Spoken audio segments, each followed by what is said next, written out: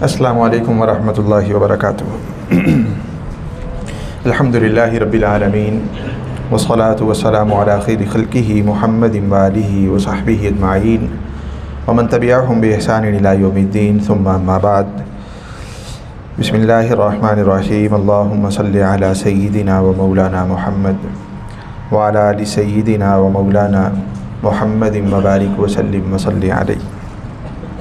جناب نبی کریم صلی اللہ علیہ وسلم کی مبارک مکی زندگی 4 حصوں پہ مشتمل ہے۔ پہلا حصہ نبوت کے پہلے سال سے لے کے سن 3 نبوی کے آخر تک، دوسرا حصہ سن 4 نبوی سے لے کے 7 نبوی تک، اور تیسرا حصہ سن 7 نبوی سے 10 نبوی تک، اور چوتھا 10 سے 13 نبوی تک۔ تو یہ 4 بڑے حصے ہیں جن میں تقسیم کر کے ہم مکی زندگی کو سمجھنے کی کوشش کر رہے ہیں۔ میں دہرا دیتا ہوں، انہیں آپ اسی طرح سے یاد رکھیں۔ پوری مبارک زندگی وہ آسانی سے ہم اس کا احاطہ کر سکتے ہیں۔ پہلا حصہ نبوت ملنے سے لے کے سن 3 نبوی تک جو خفیہ دعوت کا ہے، جس کا عنوان آپ یہ کہہ دیجئے کہ خفیہ دعوت اسلام کا زمانہ، یہ 3 سال پہ مشتمل ہے۔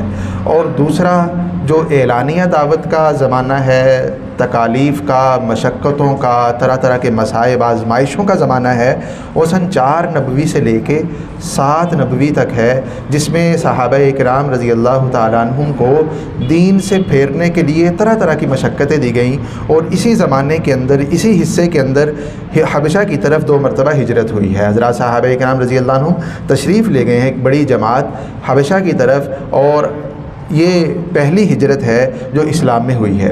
یہ دوسرا حصہ ہے جو 4 سالوں پہ مشتمل ہے۔ اور تیسرا حصہ سن 7 نبوی سے لے کے 10 نبوی تک، جو شیب ابی طالب میں محاصرے کا، شیب ابی طالب کے اندر آپ یہ کہہ لیجئے کہ حضرات صحابہ کرام رضی اللہ عنہم کو، بنو ہاشم کو، بنو مطلب کو محصور کر دینے کا زمانہ ہے۔ یہ 3 سال پہ مشتمل ہے۔ اور آخری حصہ جو چوتھا حصہ ہے مکی دور کا، وہ سن 10 نبوی سے لے کے 13 نبوی تک ہے۔ یہ وہ زمانہ ہے جس میں دعوت مکہ مکرمہ سے نکل کے دیگر قبائل میں، جس میں طائف ہے، بنو کندہ ہے، تمیم ہے، حوازن ہے، ثقیف ہے، ان قبائل تک دعوت پہنچی ہے۔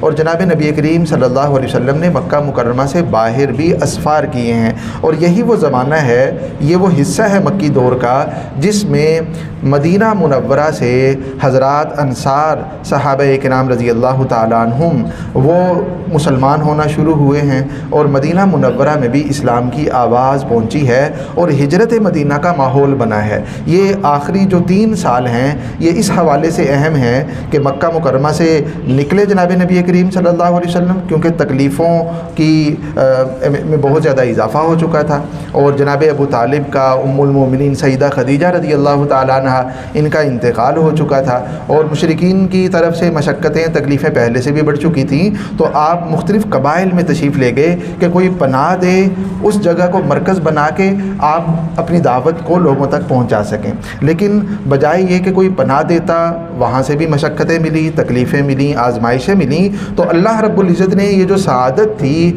حضور نبی کریم صلی اللہ علیہ وسلم کو اپنا مہمان بنانے والی، حضور نبی کریم صلی اللہ علیہ وسلم کا کوئی علاقہ دار الہجرہ بنے، یہ جو سعادت تھی یہ مدینہ والوں کے نصیب میں لکھی ہوئی تھی، یہ یثرب والوں کے نصیب میں لکھی ہوئی تھی۔ تو انہی 3 سالوں کے اندر وہ ماحول بنا ہے۔ تو خیر، ہم یہ جو مکی دور ہے اس کے دوسرے حصے میں ابھی چل رہے ہیں۔ پہلے 3 سال ہم نے دیکھ لیے، اور سن 4 نبوی سے 7 نبوی تک یہ والا جو حصہ ہے، اس میں ہم سن 5 نبوی میں پہنچ چکے ہیں۔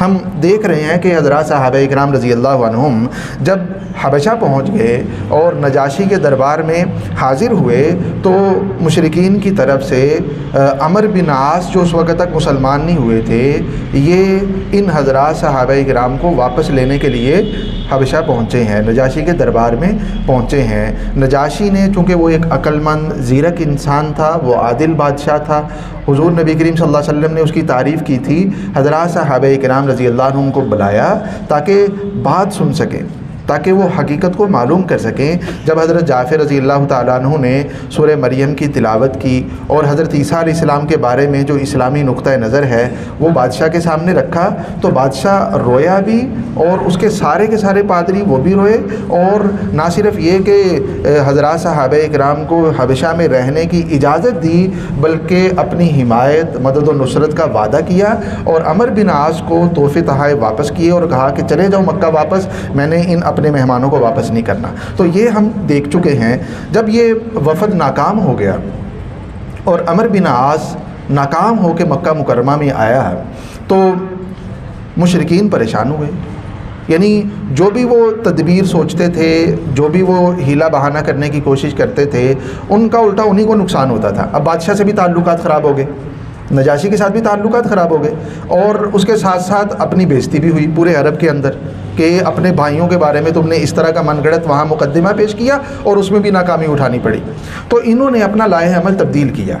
یہ مشرکین کے بڑے بڑے سردار جناب ابو طالب کی خدمت میں حاضر ہوئے اور حضور نبی کریم صلی اللہ علیہ وسلم کو مختلف پیشکشیں کی، اور یہ گویا کہ انہوں نے کوشش کی کہ ہم سے زور زبردستی، ظلم اور جبر کے ذریعے سے تو جناب نبی کریم صلی اللہ علیہ وسلم باز نہیں آئے، اور نہ ہی حضرات صحابہ کرام رضی اللہ تعالیٰ عنہم اپنے دین سے پیچھے ہٹنے کے لیے تیار ہیں، تو ہم ابو طالب کو اپنا نمائندہ بنا کے بھیجتے ہیں کہ کسی طریقے سے وہ روک دیں، وہ محمد صلی اللہ علیہ وسلم کو روک دیں دعوت سے، دین سے، تو ہمارا کام ہو جائے گا۔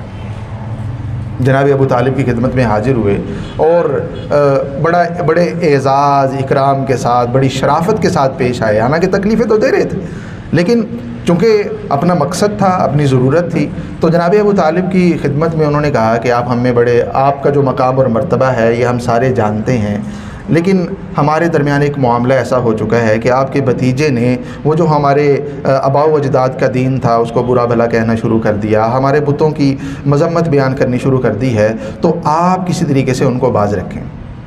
جناب ابو طالب، حضرت حمزہ رضی اللہ عنہ جو اس وقت تک مسلمان نہیں ہوئے تھے، حضرت عباس رضی اللہ تعالیٰ عنہ جو ابھی تک مسلمان نہیں ہوئے تھے، یہ سبھی اگرچہ حضور نبی کریم صلی اللہ علیہ وسلم کی حمایت فرما رہے تھے، لیکن نہ جناب ابو طالب نے اسلام قبول کیا، انہوں نے تو کیا ہی نہیں، اور حضرت حمزہ اور عباس رضی اللہ تعالیٰ عنہما ابھی تک مسلمان نہیں ہوئے تھے، حمایت اگرچہ کر رہے تھے۔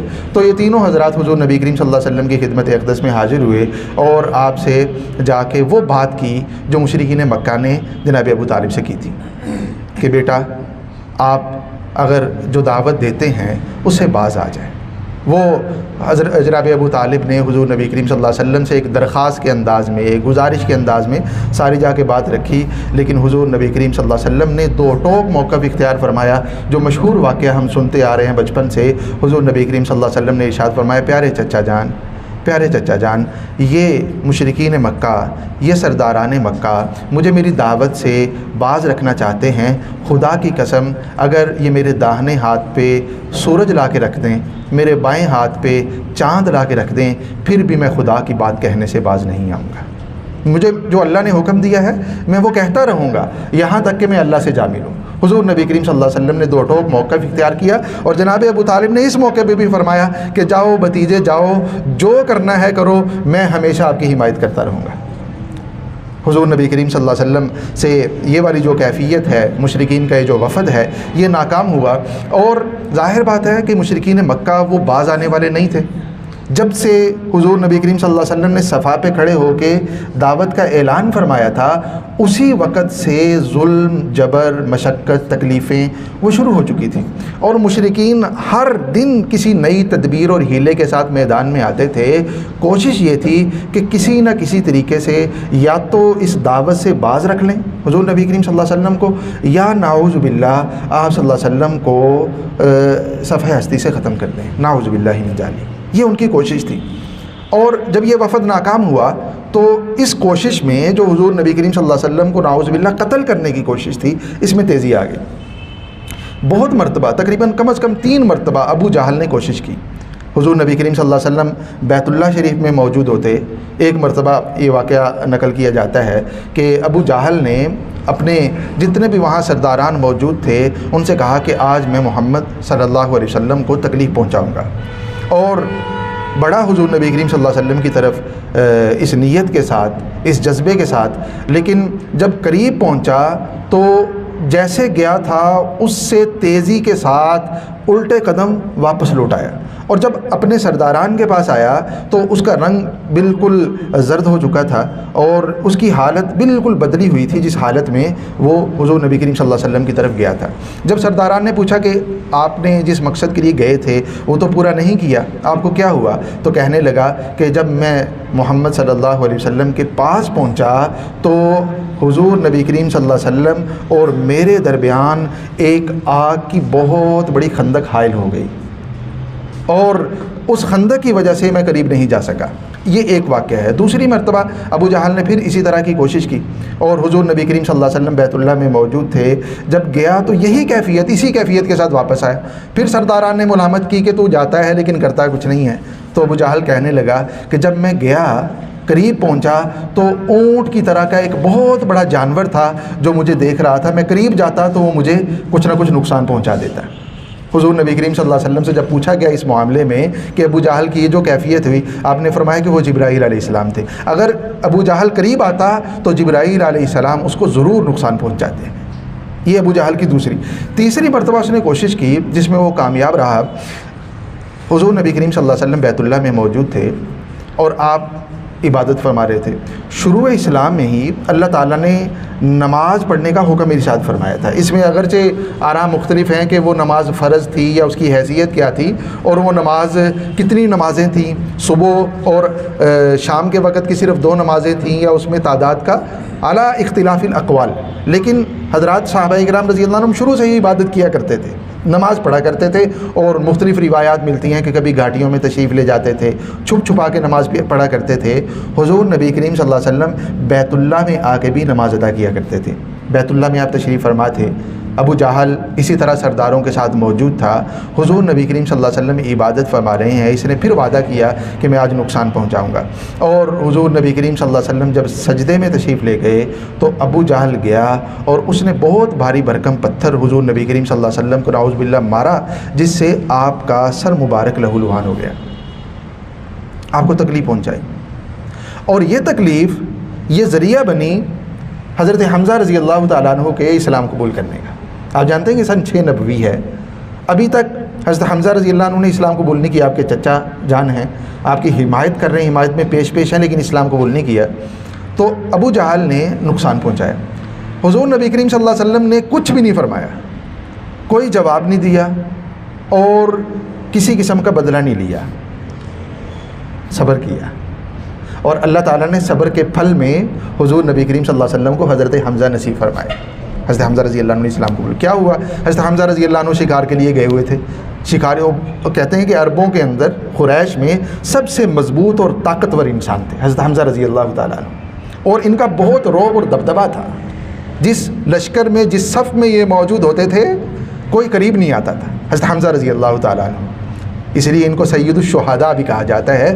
غزوہ احد میں شہادت ہوئی حضرت حمزہ رضی اللہ عنہ کی۔ تو شکار سے واپس آئے، عبداللہ ابن جدعان کی باندی نے، خادمہ نے ابو جہل والا سارا واقعہ دیکھا تھا، وہ بھی قریبی کہیں موجود تھی۔ اس نے دیکھا کہ کس طرح اللہ کے پیارے محبوب صلی اللہ علیہ وسلم عبادت کر رہے ہیں۔ ابو جہل بدبخت آیا اور اس نے حضور نبی کریم صلی اللہ علیہ وسلم کی شان اقدس میں گستاخی کی۔ سارا واقعہ اس نے دیکھا تھا۔ جب حضرت حمزہ واپس آئے تو اس خادمہ نے، اس باندی نے سارا واقعہ حضرت حمزہ کو سنا دیا، حضرت حمزہ کو سنا دیا۔ حضرت حمزہ رضی اللہ عنہ نے پوچھا کیا واقعتاً اس نے ایسے کیا ہے؟ ابو جہل نے میرے بھتیجے کے ساتھ یہ سلوک کیا ہے؟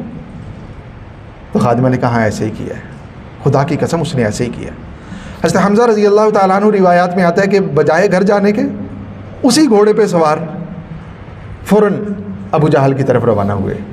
ابو جہل اپنے سرداروں کے ساتھ اسی مجلس میں موجود تھا جہاں وہ بیٹھ کے مشاورت کیا کرتے تھے۔ حضرت حمزہ رضی اللہ تعالیٰ عنہ تشریف لے گئے اور وہاں اس کے پاس پہنچے۔ جب دیکھا سب نے تو ان کی کیفیت تو بدل گئی کہ حمزہ رضی اللہ عنہ آئے ہیں اور اس کیفیت میں نہیں آئے جس کیفیت میں عام طور پہ ہوتے ہیں، غصے میں آئے۔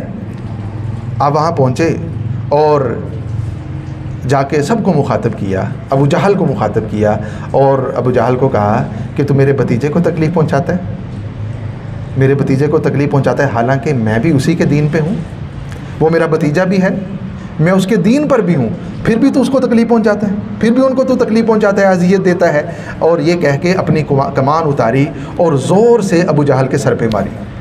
کہتے ہیں کہ اس کمان کے لگنے سے ابو جہل بہت بری طرح زخمی ہو گیا اور حضرت حمزہ رضی اللہ تعالیٰ عنہ نے وہاں علل اعلان اپنے ایمان کا، اپنے اسلام کا، اپنے مسلمان ہونے کا اعلان کر دیا۔ اور جب آپ نے یہ کیا تو بنو مخزوم والے وہ حضرت حمزہ رضی اللہ تعالیٰ عنہ کو تکلیف پہنچانا چاہتے تھے، ابو جہل نے خود روکا۔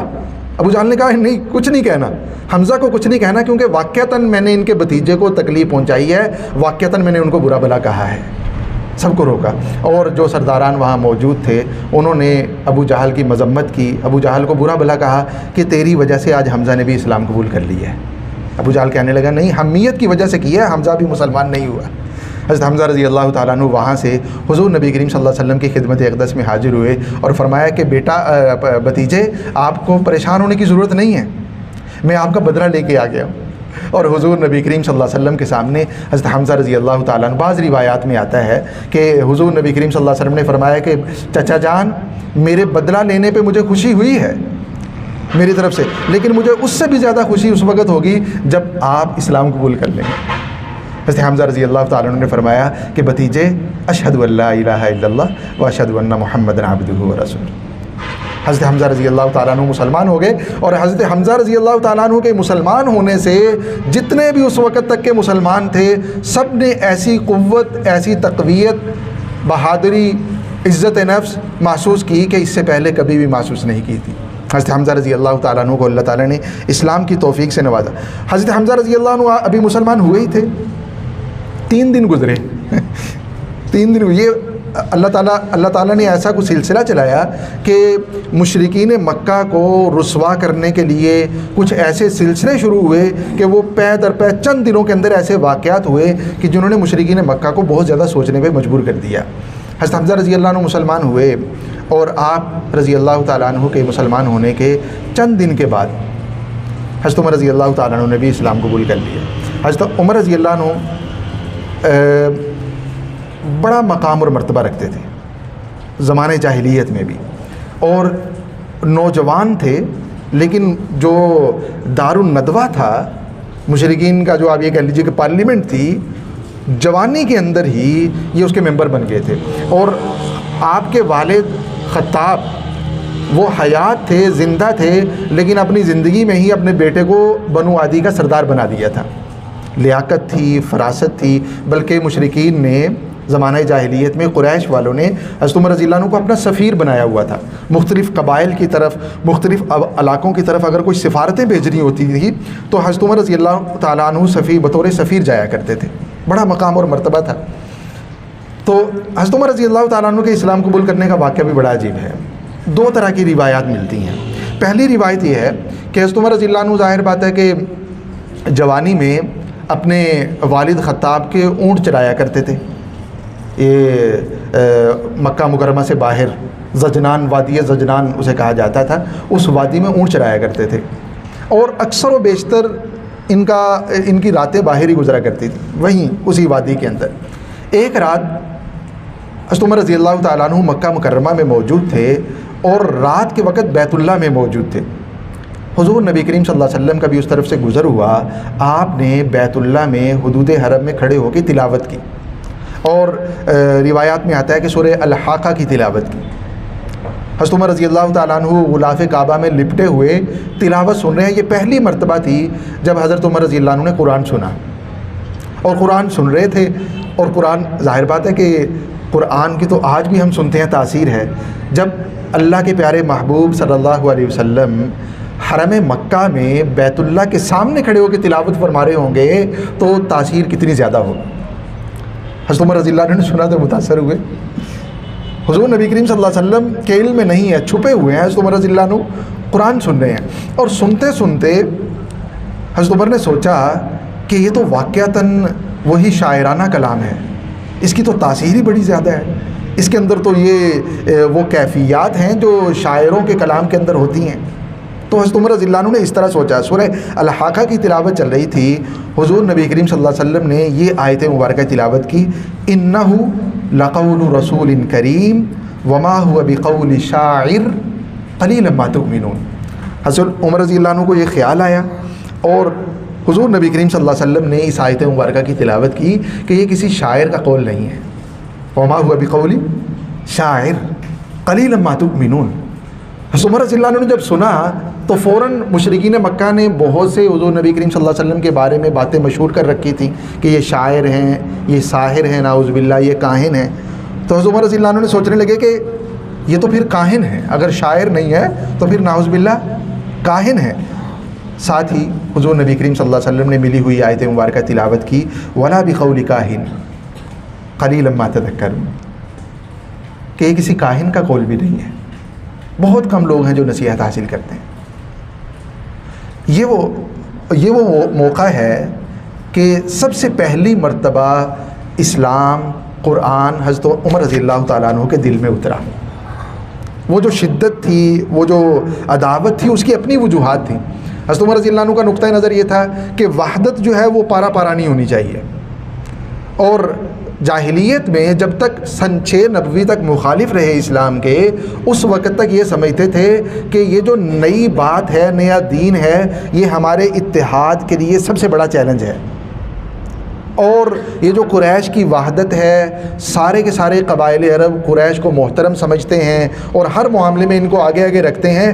ہمارا اتحاد پارا پارا ہو جائے گا اگر لوگوں نے اس دین کو اختیار کرنا شروع کر دیا۔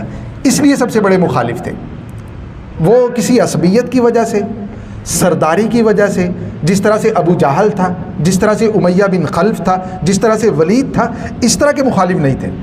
مخالف تھے، اس کی ایک وجہ تھی، وجہ یہ تھی وہ حضرت عمر رضی اللہ عنہ کا نقطہ نظر یہ تھا کہ اتحاد کسی صورت پہ بھی ختم نہیں ہونا چاہیے، اور حضور نبی کریم صلی اللہ علیہ وسلم کی دعوت پر لبیک کہنے کا مطلب یہ ہے کہ وہ جو مشرکین مکہ کا اتحاد تھا وہ پارا پارا ہو گیا۔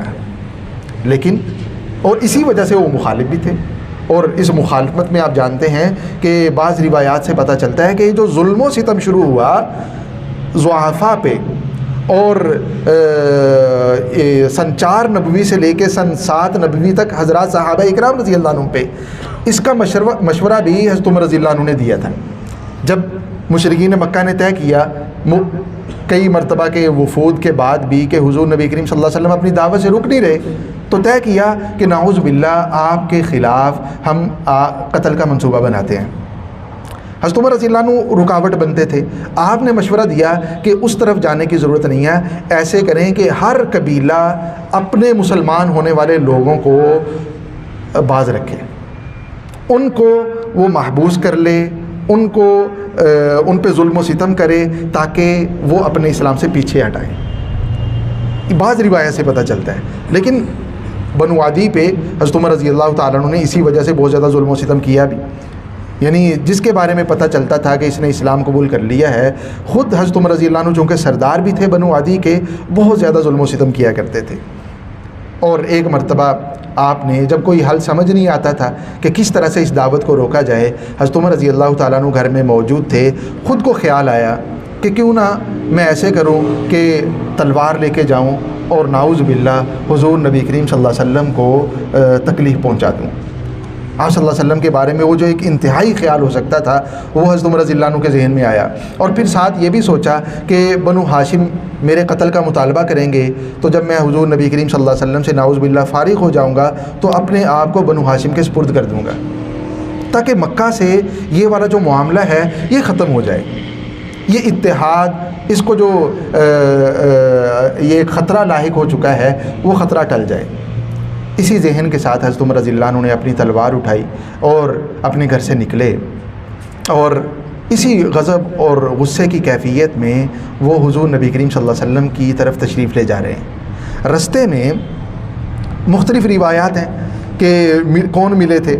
ایک روایت یہ ہے کہ بنی زہرہ کے ایک صاحب ملے، بعض کہتے ہیں کہ خود حضرت عمر رضی اللہ عنہ کے قبیلے کے ایک صاحب ملے، بعض نے کہا کہ عبداللہ نعیم ابن عبداللہ ان سے ملاقات ہوئی، اور جب دیکھا کہ عمر نے تلوار اٹھائی ہوئی ہے اور بڑے غصے کی کیفیت میں جا رہے ہیں، عام طور پہ اس کیفیت میں ہوتے نہیں ہیں، تو پوچھا کہ عمر کس طرف جا رہے ہو؟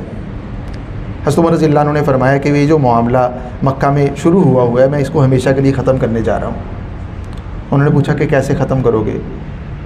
حضرت عمر نے فرمایا کہ میں نعوذ باللہ حضور نبی کریم صلی اللہ علیہ وسلم کو صفحہ ہستی سے ختم کر دوں گا، اس طرح سے یہ معاملہ ہمیشہ ہمیشہ کے لیے ختم ہو جائے گا۔ تو وہ صاحب جو تھے ان کو حضرت عمر رضی اللہ عنہ کے جو ہمشیرہ تھی ان کے حالات کا علم تھا، انہوں نے حضرت عمر رضی اللہ عنہ کا رخ پھیرنا چاہا، اور اسی میں اللہ تعالیٰ نے خیر رکھی تھی۔ حضرت عمر رضی اللہ تعالیٰ عنہ کے اسلام میں داخل ہونے کا اس کو سبب بنانا تھا، ذریعہ بنانا تھا۔ تو وہ صاحب فرمانے لگے کہ آپ جا تو رہے ہیں حضور نبی کریم صلی اللہ علیہ وسلم کو نقصان پہنچانے کے لیے، آپ اپنے گھر کا تو تھوڑا سا حال معلوم کریں۔ خود آپ کی ہمشیرہ فاطمہ، آپ کے بہنوئی، یہ دونوں مسلمان ہو چکے ہیں، بے دین ہو چکے ہیں، وہ بے دین کہتے تھے، بے دین ہو چکے ہیں۔ پہلے ان کی تو خبر نہیں، حضرت عمر رضی اللہ عنہ کو پتہ نہیں تھا کیونکہ چھپا کے رکھتے تھے سارے اسلام۔ تو جب پتہ چلا تو غصے میں آ گئے، اور وہ جو غصہ لے کے جا رہا تھا حضور نبی کریم صلی اللہ علیہ وسلم کے گھر کی طرف، وہ حضرت فاطمہ کے گھر کی طرف لے چلا۔ اور جب دروازے پہ پہنچے تو خود روایت بیان فرماتے ہیں کہ اندر سے آواز آ رہی تھی آواز آ رہی تھی، وہ بہت آہستہ اور مدھم آواز تھی، لیکن کچھ تلاوت کیا جا رہا ہے، کچھ پڑھا جا رہا تھا۔ حضرت خباب رضی اللہ تعالیٰ عنہ موجود تھے حضرت فاطمہ کے گھر میں، اور وہ قرآن کریم سکھایا کرتے تھے۔ تو حضرت عمر رضی اللہ عنہ نے جب دستک دی اور کہا کہ میں عمر ہوں تو سارے ڈر گئے۔ حضرت عمر رضی اللہ عنہ ڈرتے تو بہت زیادہ تھے۔ تو بعض روایات میں آتا ہے کہ سورہ طٰہٰ جو تھی وہ لکھی ہوئی تھی بعض صفحات پہ، اور وہ صفحات حضرت خباب رضی اللہ عنہ کے پاس تھے جن سے قرآن سکھا رہے تھے حضرت فاطمہ کو اور ان کے شوہر کو۔ تو جب سنا حضرت فاطمہ نے کہ عمر آئے ہیں، دستک ہوئی ہے، تو فوراً سے اوراق چھپائے، دروازہ کھولا، اور حضرت عمر رضی اللہ عنہ نے غصے میں داخل ہوئے اور پوچھا کہ میں نے یہ جو آواز سنی ہے یہ کیا تھا؟ تو فرمانے لگے کوئی نہیں، ہم تو آپس میں باتیں کر رہے تھے۔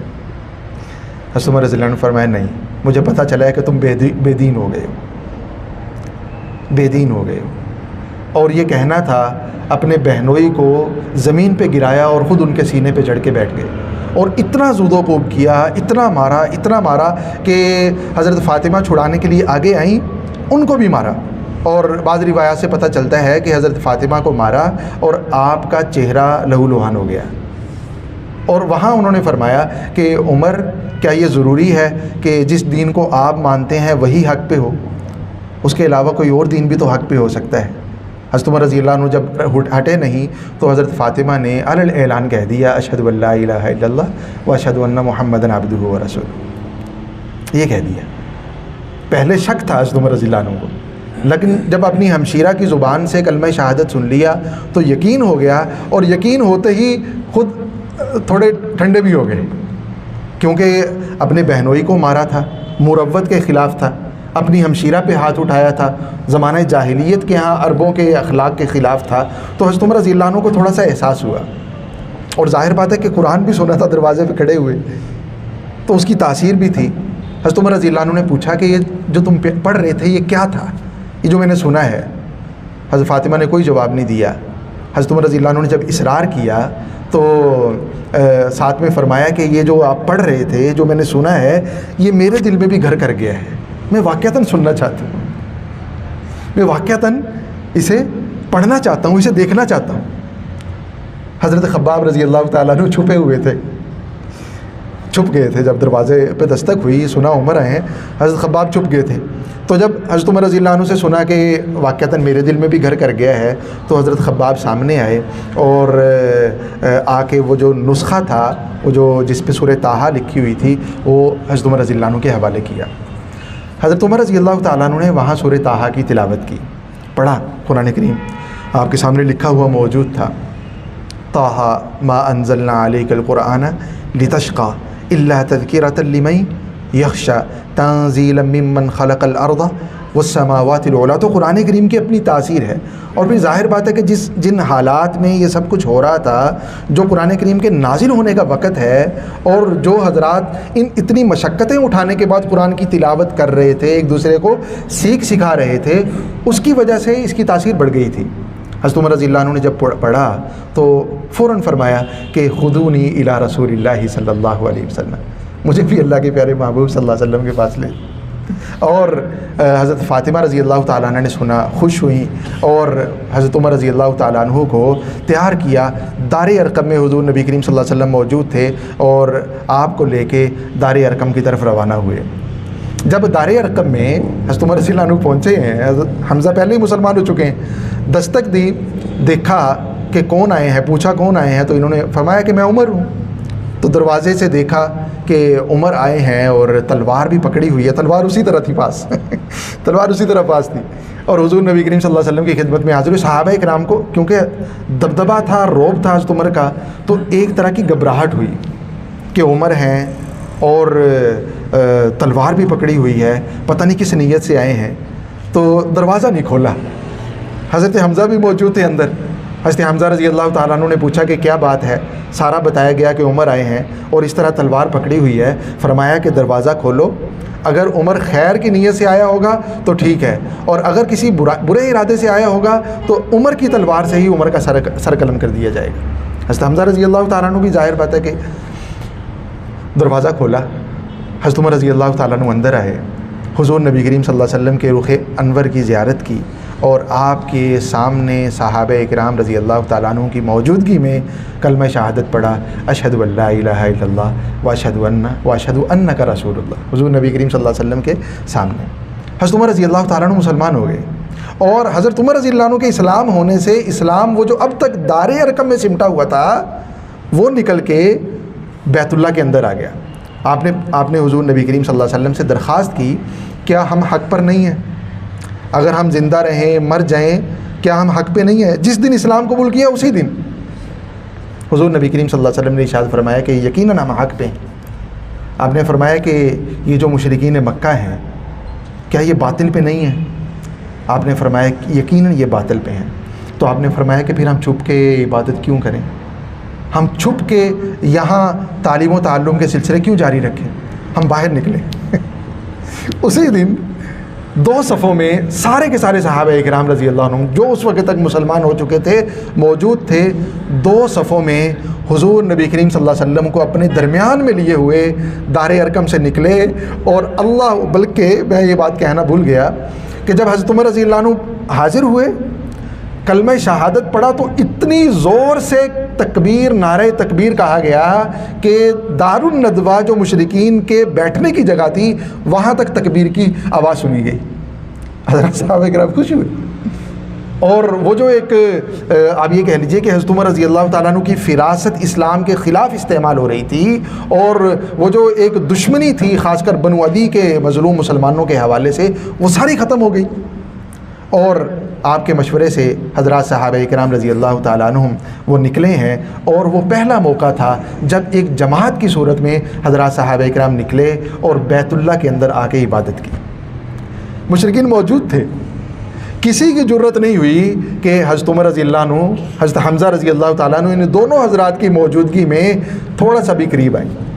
یہ وہ موقع تھا جب اللہ رب العزت نے اسلام کو عزت بخشی حضرت عمر رضی اللہ تعالیٰ عنہ کے اسلام قبول کرنے سے، اور آپ کو فاروق کہا جاتا ہے، حضرت عمر فاروق کہتے ہیں، حضرت عمر رضی اللہ عنہ سے وجہ پوچھی گئی کہ آپ کو فاروق کیوں کہا جاتا ہے؟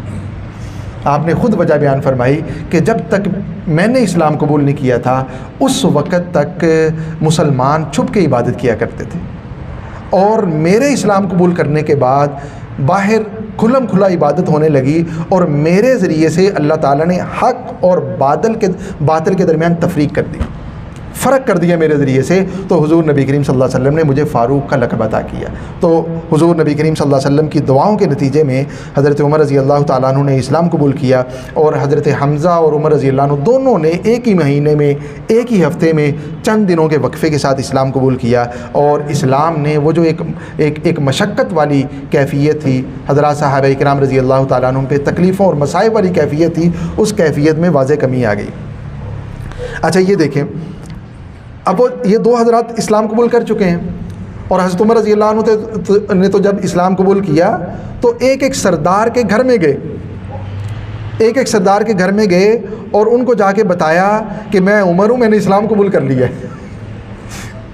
ابو جہل کے گھر بھی گئے اور جا کے دستک دی، بلایا اور بتایا کہ ابو جہل میں نے اسلام قبول کر لیا۔ آپ کے ماموں تھے حضرت عمر رضی اللہ عنہ کے، آپ کا ننہال تھا بنو مخزوم، اور ایک ایک سردار میں، ایک ایک جگہ جہاں پہ جا کے مخالفت کی تھی اسلام کی اور اسلام کے خلاف تقریریں کیا کرتے تھے، لوگوں کو ترغیب دیا کرتے تھے، ہر اس مقام پہ کھڑے ہوئے اور اسلام کے حق میں تقریر کی، لوگوں کو اسلام کی دعوت دی۔ حضرت عمر رضی اللہ عنہ نے جب اسلام قبول کر لیا تو پھر مشرکین مکہ کی طرف سے تکلیفوں اور مشقتوں میں کمی آ گئی، انہوں نے پھر اپنا لاہ عمل تبدیل کر دیا، صحابہ کرام کو تکلیفیں دینے کی بجائے جو مذاکرات کا ایک سلسلہ تھا وہ شروع کیا۔ عتبہ ابن ربیعہ اس نے مشورہ دیا سرداران مکہ کو کہ ہم نے ہر ہیلہ آزما کے دیکھ لیا ہے، ہم جناب ابو طالب کے پاس بھی گئے ہیں، ہم نے جو مظلوم صحابہ کرام تھے ان کو اذیتیں بھی دی ہیں، ان کو تکلیفیں بھی دی ہیں، لیکن کوئی بھی ہمارا ہیلہ، کوئی بھی ہماری ترکیب جو ہے وہ فائدہ مند نہیں ہوئی۔ ایک آخری ہیلہ ہے کہ اگر ہم خود براہ راست اللہ کے پیارے محبوب صلی اللہ علیہ وسلم کی خدمت میں حاضر ہوں اور آپ سے مذاکرات کریں، آپ کے سامنے پیشکش کریں، آپ سے بات کریں، ہو سکتا ہے ہماری بات بن جائے۔ تو مشرکین مکہ کی طرف سے نمائندہ بن کے عتبہ ابن ربیعہ حضور نبی کریم صلی اللہ علیہ وسلم کی خدمت اقدس میں حاضر ہوا، اور وہ معروف واقعہ ہے کہ جس میں حضور نبی کریم صلی اللہ علیہ وسلم کو مختلف پیشکشیں کی گئیں۔ عتبہ آیا اور اس نے آ کے کہا کہ محمد صلی اللہ علیہ وسلم، آپ نے اپنی قوم کے بارے میں اس طرح کی باتیں کہی ہیں، یہ نئی چیزیں آپ لے کے آ گئے ہیں جس کی وجہ سے ہمارا اتحاد ختم ہو گیا ہے، اور اس طرح کے مصائب اور مشقتیں ان کا ہمیں سامنا کرنا پڑ رہا ہے۔ آپ بتائیں، آپ کو اگر پیسے چاہیے تو ہم آپ کے لیے اتنا مال جمع کر دیں گے کہ آپ مکہ والوں میں سے سب سے زیادہ مالدار بن جائیں گے۔ اب عتبہ آیا اور حضور نبی کریم صلی اللہ علیہ وسلم سے اجازت بلکہ مانگی کہ میں آپ سے کچھ بات کرنا چاہتا ہوں، کیا آپ مجھے سنیں گے؟ آپ نے فرمایا ہاں ابو الولید، میں آپ کی بات سنوں گا۔ تو اس نے پیشکشیں شروع کی کہ اگر آپ کو مال چاہیے، اتنا مال دیں گے کہ آپ سب سے زیادہ مالدار ہو جائیں گے، اور اگر آپ کو سرداری چاہیے تو ہم آپ کو اپنا سردار بنانے کے لیے تیار ہیں، اور اگر آپ نے شادی کرنی ہے تو ہم مکہ کی سب سے حسین خاتون سے آپ کی شادی کروا دیں گے، اور اگر خدا نخواستہ نعوذ باللہ اس نے کہا کہ آپ کو کوئی نعوذ باللہ مرض ہے جس کی وجہ سے اس طرح کی آپ باتیں کرتے ہیں، نعوذ باللہ من ذالک، تو آپ ہمیں بتائیں، ہم آپ کا علاج کروانے کا انتظام کریں گے اور اتنا مال خرچ کریں گے کہ آپ ٹھیک ہو جائیں گے، نعوذ باللہ من ذالک۔ کیونکہ اجازت لی تھی حضور نبی کریم صلی اللہ علیہ وسلم سے بات کرنے کی، آپ نے اجازت دی تھی، تو جب تک وہ بات کرتا رہا حضور نبی کریم صلی اللہ علیہ وسلم سنتے رہے۔ جب وہ خاموش ہو گیا، پوچھا ابو الولید، آپ کی بات مکمل ہو گئی؟ آپ کی بات مکمل ہو گئی؟ تو عتبہ نے کہا ہاں میری بات مکمل ہو گئی۔ تو آپ نے فرمایا اب میں بات کروں گا، آپ نے میری بات سننی ہے، اب میں بات کروں گا، آپ نے میری بات سننی ہے۔ تو عتبہ کہنے لگا ہاں میں آپ کی بات سنوں گا۔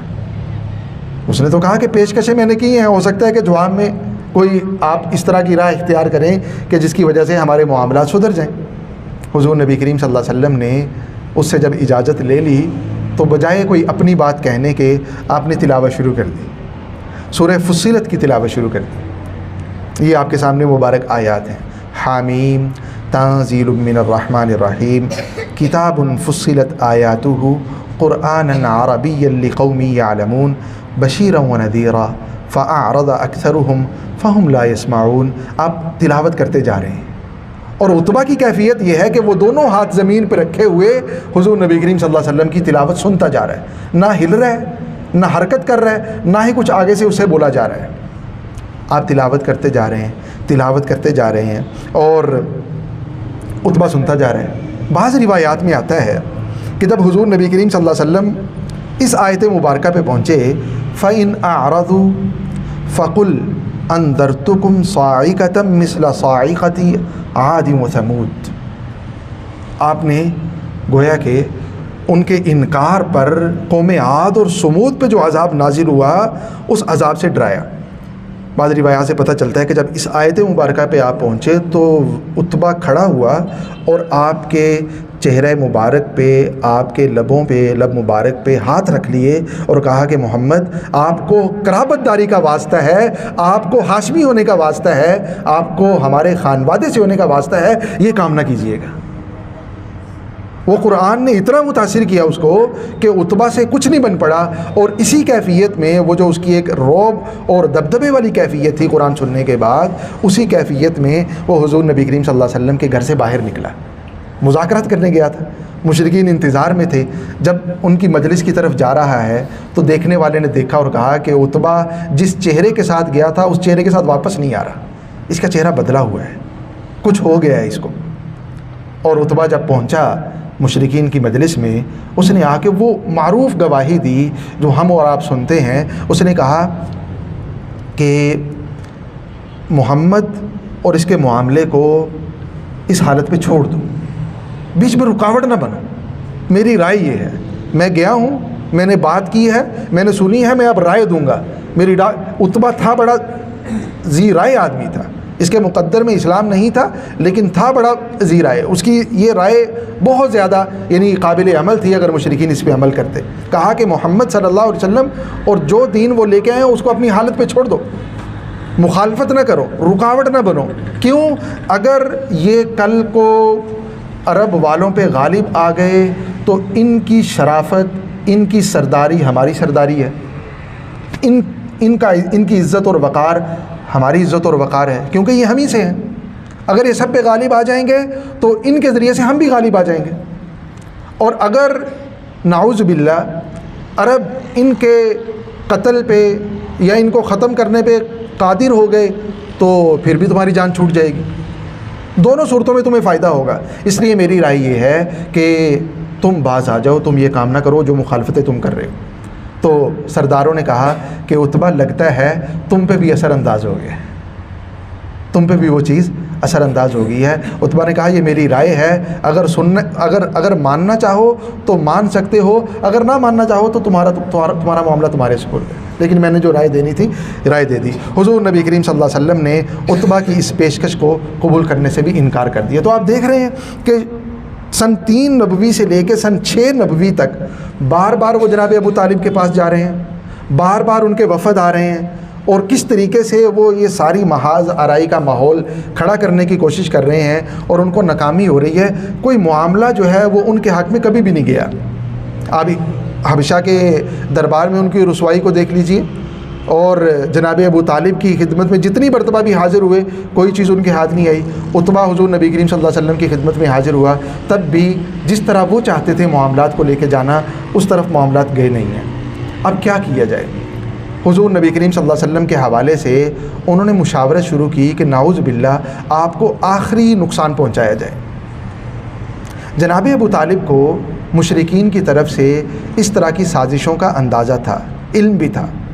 وہ حضور نبی کریم صلی اللہ علیہ وسلم کے حوالے سے بہت زیادہ فکر مند بھی رہا کرتے تھے کہ کسی طرح سے ایسے نہ ہو کہ اچانک، اگرچہ حضرت حمزہ مسلمان ہو چکے ہیں، حضرت عمر رضی اللہ عنہ مسلمان ہو چکے ہیں، لیکن راہ چلتے اچانک کوئی آپ کو نقصان پہنچا دے، اس حوالے سے جناب ابو طالب فکر مند رہا کرتے تھے.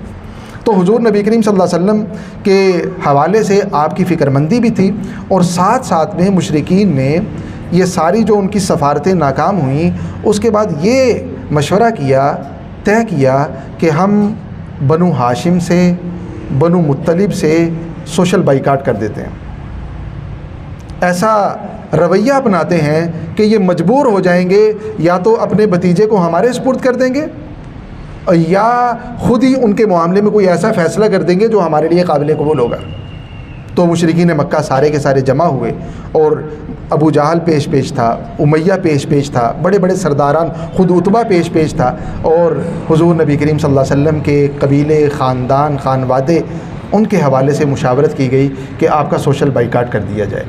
ایک تحریر لکھی گئی، ایک معاہدہ لکھا گیا کہ نہ تو کوئی بنو ہاشم سے، بنو مطلب سے شادی کرے گا، نہ ہی کوئی خرید و فروخت کرے گا، نہ ہی کوئی بات چیت کرے گا، اور کسی قسم کا کوئی تعاون کی کوئی صورت بھی جو ممکن ہو سکتی ہے وہ بنو ہاشم اور بنو مطلب کے ساتھ نہیں کی جائے گی، جب تک کہ یہ اپنا بھتیجا محمد صلی اللہ علیہ وسلم ہمارے حوالے نہ کر دیں، ہمارے سپرد نہ کر دیں۔ یہ معاہدہ لکھا گیا اور لکھنے والوں کے مختلف نام آتے ہیں۔ یہ ایک روایت میں آیا کہ منصور بن اکرمہ نے یہ والا معاہدہ لکھا، بعض نے کہا کہ بغید بن عامر نے یہ والا معاہدہ لکھا تھا۔ جس نے بھی معاہدہ لکھا، حضور نبی کریم صلی اللہ علیہ وسلم نے اس کے لیے بددعا کی تھی، وہ ہاتھ جس نے یہ معاہدہ لکھا تھا اللہ تعالیٰ نے اس ہاتھ کو شل کر دیا تھا، پھر وہ کچھ لکھ نہیں سکا تھا اس معاہدے کے بعد، لیکن معاہدہ لکھا گیا اور جتنے بھی قبائل تھے دیگر انہوں نے اتفاق کیا، اتحاد کیا، اور حضور نبی کریم صلی اللہ علیہ وسلم کے خاندان کا بائیکاٹ شروع ہو گیا۔ اور اس معاہدے کو بیت اللہ کے اندر ستون پہ لٹکا دیا گیا۔ جب تک یہ معاہدہ موجود ہے کوئی بھی آپ کے ساتھ کسی قسم کا تعلق نہیں رکھ سکتا۔ آپ ذرا تصور کریں، یعنی یہ کتنا سخت اور کڑا امتحان تھا۔ بنو ہاشم، بنو مطلب، ان میں سے بہت سے افراد ایسے تھے جنہوں نے ابھی تک اسلام قبول نہیں کیا تھا۔ کوئی مسلمان ہے یا مسلمان نہیں ہے، جو بھی بنو ہاشم سے تعلق رکھتا ہے، جو بھی بنو مطلب سے تعلق رکھتا ہے، ان کا بائیکاٹ ہے جب تک یہ معاہدہ موجود ہے۔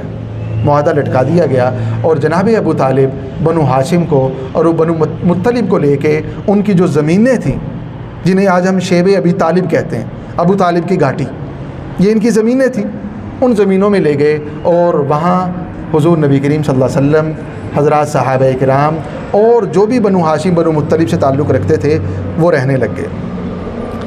یہ اگر آپ دیکھیں نقشے میں تو آج وہ جو شیب ابی طالب تھا وہ سارا حدود حرم کا حصہ بن چکا ہے۔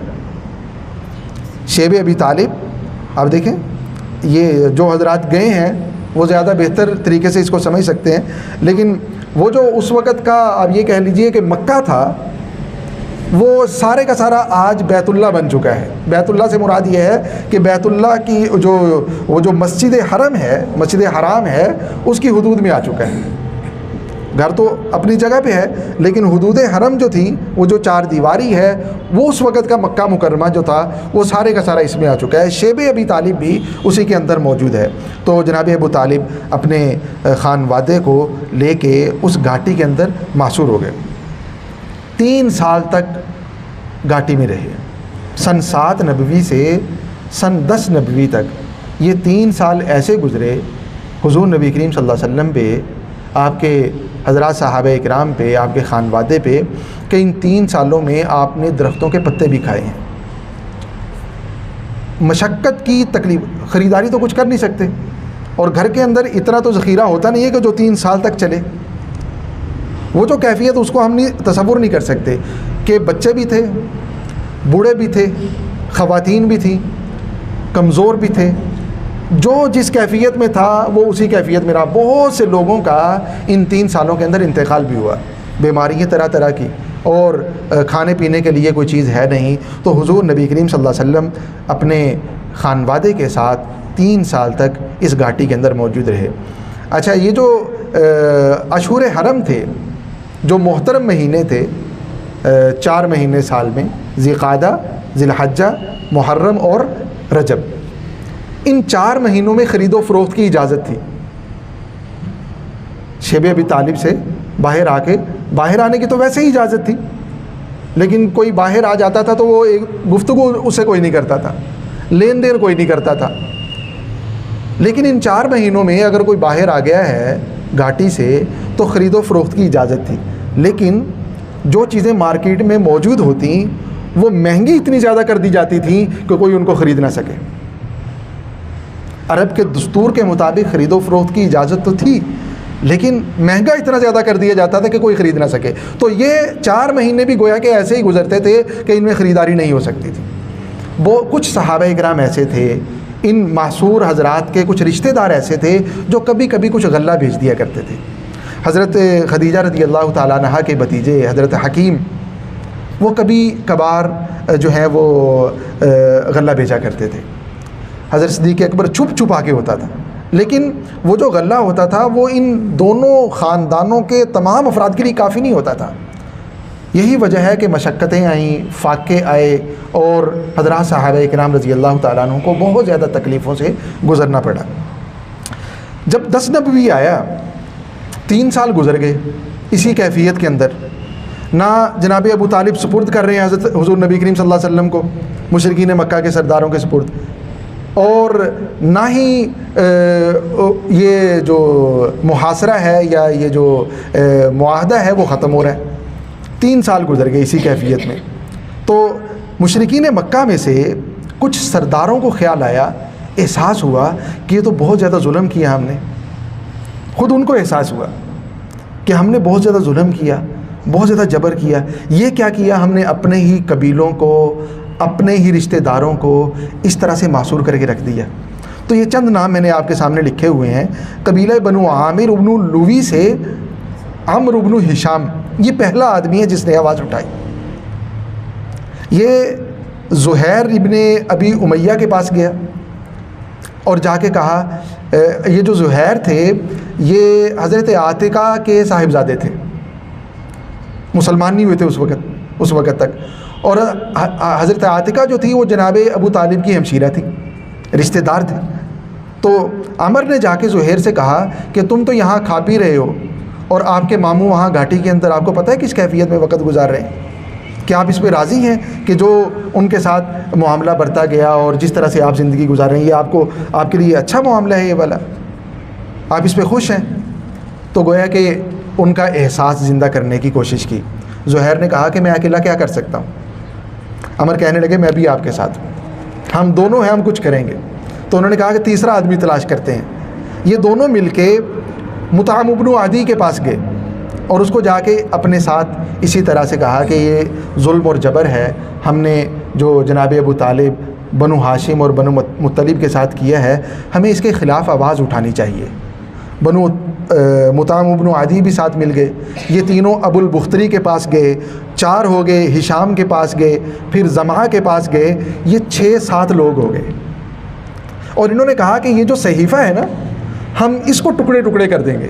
یہ انہوں نے مشورہ کیا آپس میں، اور جب صحیفہ ہم پھاڑ دیں گے، اسے ٹکڑے ٹکڑے کر دیں گے تو وہ معاہدہ ختم ہو جائے گا، یہ سارے لوگ جو ہیں یہ واپس اپنے گھروں میں آ جائیں گے، اور اسی طرح سے معاملات پہلے جیسے چلنے شروع ہو جائیں گے۔ صبح ہوئی، یہ رات کو ان کی مشاورت ہوئی۔ جب صبح ہوئی تو بیت اللہ میں یہ سارے جمع ہو گئے۔ اب کسی کو پتہ نہیں ہے کہ یہ آپس میں مشورہ کر کے تشریف لائے ہیں یہ سارے حضرات۔ اگلی صبح میں زہیر جو ہیں وہ کھڑے ہوئے بیت اللہ میں اور تقریر کی کہ یہ کیا ظلم اور ستم ہے جو ہم نے بنو ہاشم کے ساتھ کیا، جو بنو مطلب کے ساتھ کیا۔ خدا کی قسم، یہ جب یہ معاہدہ ہو رہا تھا ہم اسی وقت اس معاہدے پہ راضی نہیں تھے، ہم اس کو تسلیم نہیں کرتے۔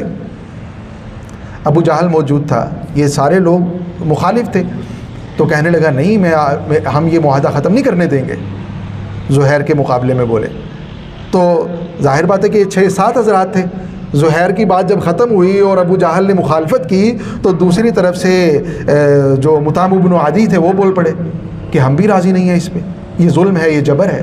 تو یہ 6-7 آوازیں جمع ہو گئیں، یہ مکالمہ چل رہا ہے۔ دوسری طرف حضور نبی کریم صلی اللہ علیہ وسلم کو وحی کے ذریعے سے اطلاع دی گئی کہ وہ جو صحیفہ لکھا ہوا تھا، جو بیت اللہ میں لٹکا ہوا ہے، وہ صحیفہ اسے دیمک نے چاٹ لیا ہے، وہ صحیفہ ختم ہو چکا ہے۔ ابھی تک یہ لوگ بیت اللہ کے اندر نہیں گئے، باہر ان کا مکالمہ چل رہا ہے، اور حضور نبی کریم صلی اللہ علیہ وسلم کو وحی کے ذریعے سے بتلا دیا گیا کہ وہ صحیفہ پہلے سے ہی ختم ہو چکا ہے، اسے کیڑوں نے ختم کر دیا ہوا ہے۔ اس میں جو اللہ کا نام لکھا ہوا ہے وہ نام صرف موجود ہے، پورے صحیفے میں بقیہ سارا دیمک ختم کر چکی ہے۔ حضور نبی کریم صلی اللہ علیہ وسلم نے یہ بات اپنے چچاؤں کو بتائی، جناب ابو طالب کو پتہ چلا۔ اب ظاہر بات ہے کہ کسی کو یہ خبر نہیں تھی، اور امکان کے اسباب کے درجے میں کوئی امکان بھی نہیں تھا کہ حضور نبی کریم صلی اللہ علیہ وسلم نے جا کے دیکھا ہے بیت اللہ کے دروازے۔ آپ کے لیے تو یہ ممکن ہی نہیں تھا، مخالفت تھی، اور نہ ہی کسی نے آ کے آپ کو بتایا ہے۔ تو جناب ابو طالب کو جب پتہ چلا تو آپ بھی یہ تاکید کرنے کے لیے کہ واقعتاً وہ صحیفہ اسے دیمک ختم کر چکی ہے نہیں، وہ بھی بیت اللہ میں آ گئے اور دیکھا یہ ساری لڑائی چل رہی ہے، مکالمہ چل رہا ہے۔ تو جناب ابو طالب نے کہا، مشرکین کے سامنے پیشکش کی، کہا کہ جو صحیفہ ہے وہ صحیفہ ختم ہو چکا ہے، اسے دیمک چاٹ چکی ہے، اور ہمیں اللہ کے پیارے محبوب صلی اللہ علیہ وسلم نے بتلایا ہے، اور وہاں یہ پیشکش کی کہ ہمیں صحیفہ دیکھنا دیا جائے، اگر اس کو دیمک چاٹ چکی ہوئی تو پھر ہمیں واپس آنے دیا جائے گا اپنے گھروں میں، اور اگر صحیفہ اپنی حالت میں موجود ہوا تو ہم محمد صلی اللہ علیہ وسلم کو آپ کے سپرد کر دیں گے۔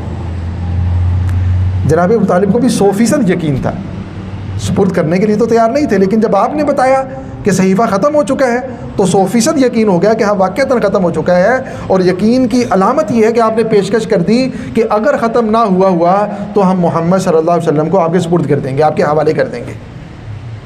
تو مشرکین مکہ کے سرداروں نے کہا کہ یہ تو بڑی زبردست پیشکش ہے، ٹھیک ہے ہم دیکھیں گے، ہم دروازہ کھولتے ہیں بیت اللہ کا اور ہم دیکھیں گے کہ وہ صحیفہ موجود ہے یا ختم ہو چکا ہے۔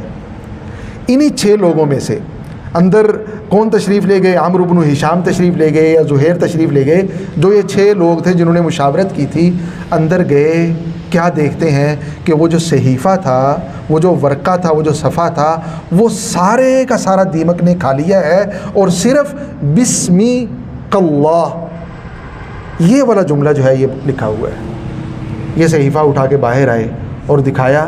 یہ سب سے بڑا معجزہ تھا، یہ حضور نبی کریم صلی اللہ علیہ وسلم کی صداقت کا، آپ صلی اللہ علیہ وسلم کے نبی برحق ہونے کا بہت بڑا معجزہ تھا، بہت بڑی نشانی دلیل تھی۔ مشرکین مکہ کو بھی پتہ نہیں تھا کہ اندر کیا ہے، باہر لوگ جھگڑ رہے ہیں کہ ہم اس کو پھاڑ دیں گے۔ جناب ابو طالب نے آ کے بتایا کہ اس کو تو دیمک کھا چکی ہے۔ یہ خبر حضور نبی کریم صلی اللہ علیہ وسلم کو صرف وحی کے ذریعے سے معلوم ہو سکتی تھی۔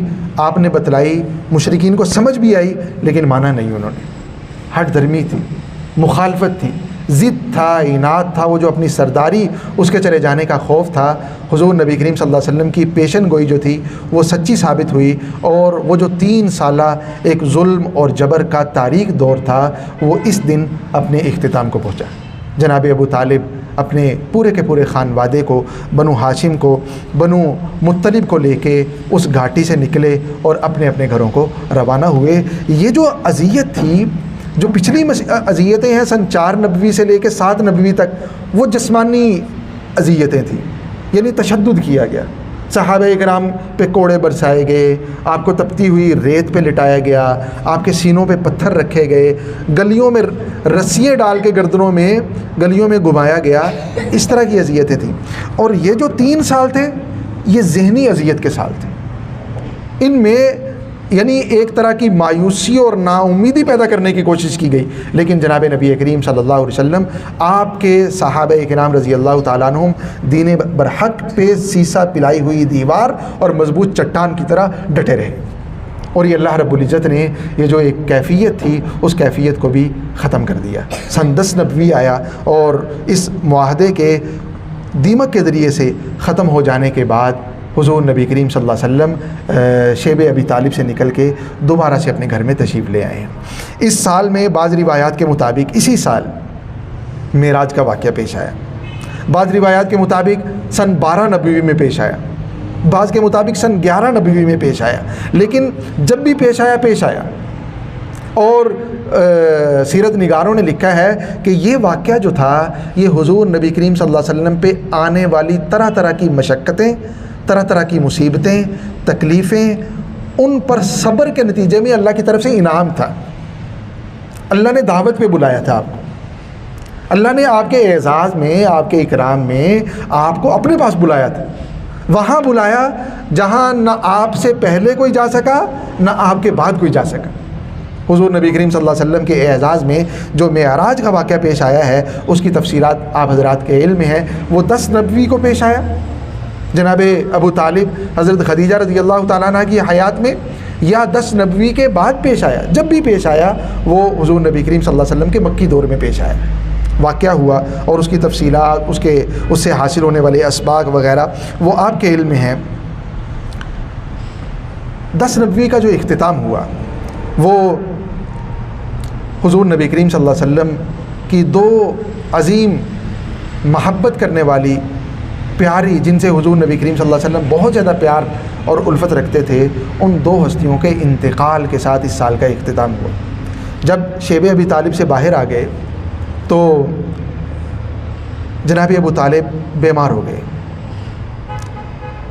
آپ کی عمر بہت زیادہ ہو چکی تھی, کوئی تقریباً 80 سال کے قریب جناب ابو طالب کی عمر تھی, اور شیب ابی طالب سے نکلنے کے بعد تقریباً 6 مہینے جناب ابو طالب جو ہیں وہ حیات رہے ہیں, اور اس کے بعد ابو طالب کا انتقال ہو گیا ہے. حضور نبی کریم صلی اللہ علیہ وسلم نے جب انتقال ہو رہا تھا تشریف لے گئے آپ پاس, صحیح بخاری کی روایت ہے. حضور نبی کریم صلی اللہ علیہ وسلم پاس تشریف لے گئے اور آپ کو دعوت دی, آپ کو ترغیب دی, آپ سے درخواست کی کہ چچا کہہ دیجیے, ایک مرتبہ کہہ دیجیے, تاکہ میں خدا کی بارگاہ میں آپ کے حق میں سفارش کر سکوں.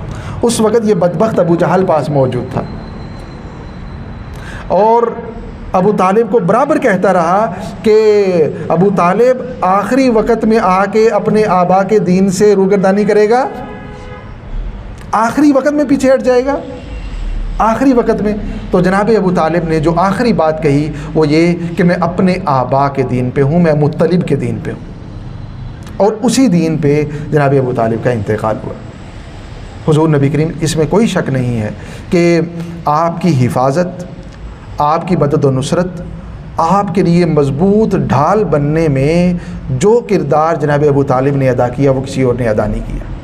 40 سال تک, آپ جانتے ہیں کہ آپ کے دادا جان کا انتقال اس وقت ہو گیا جب آپ کی عمر 8 سال تھی, 8 سال تھی, اور جب اس وقت جناب ابو طالب کا انتقال ہو رہا ہے اس وقت آپ کی عمر 52 سال ہے تقریباً, اور یہ تقریباً 40 سال کا عرصہ یہ حضور نبی کریم صلی اللہ علیہ وسلم کا جناب ابو طالب کے سایہ شفقت میں گزرا ہے. تو آپ کی حمایت, آپ کی مدد و نصرت, اس کے حوالے سے کوئی شک نہیں ہے. لیکن قرآن کریم میں وہ آیت نازل ہوئی نا کہ انک لا تہدی من احببت, یہ بھی اللہ تعالیٰ نے یہ امت کے سامنے مثال لانی تھی کہ یہ جو ہدایت کے فیصلے ہیں یہ اللہ کے قبضۂ قدرت میں. اے محمد صلی اللہ علیہ وسلم, آپ بھی اپنی چاہت کے مطابق کسی کو ہدایت نہیں دے سکتے. ہدایت صرف اسی کو ملے گی جس کو اللہ تعالیٰ چاہیں گے. یہ خزانے جو ہیں یہ اللہ رب العزت کے قبضۂ قدرت میں ہیں. تو خیر, جناب ابو طالب کا انتقال ہوا اور آپ کے 3 دن کے بعد, صرف 3 دن کے بعد آپ کی اہلیہ محترمہ, زوجہ محترمہ, جو آپ کی محسنہ بھی تھی, جو آپ کی غمخوار بھی تھیں, جو آپ کی خوشی غمی میں آپ کا سب سے بڑا مضبوط سہارا تھیں, آپ کی اس وقت کی صرف ایک, جب تک حضرت خدیجہ رضی اللہ تعالیٰ عنہ موجود رہیں حضور نبی کریم صلی اللہ علیہ وسلم نے کوئی دوسرا نکاح نہیں کیا. صرف تقریباً کوئی 25 سال کے قریب آپ کی رفاقت رہی. آپ کی عمر اس وقت 25 سال تھی جب آپ کا نکاح ہوا حضرت خدیجہ رضی اللہ تعالیٰ عنہ سے, اور اس وقت آپ کی عمر 50 سال سے زیادہ ہے. تو 25 سالہ رفاقت ہے حضور نبی کریم صلی اللہ علیہ وسلم کی. یہ زوجہ محترمہ ام المومنین سیدہ خدیجہ رضی اللہ تعالیٰ عنہ کا بھی انتقال ہو گیا, اور ان 2 سانحوں نے حضور نبی کریم صلی اللہ علیہ وسلم کو بہت زیادہ غمخوار کر دیا. اور پھر غمخواری بڑھ گئی اس وجہ سے بھی کہ مشرکین کی وہ جو تکلیفیں رکی ہوئی تھیں وہ دوبارہ سے شروع ہو گئی.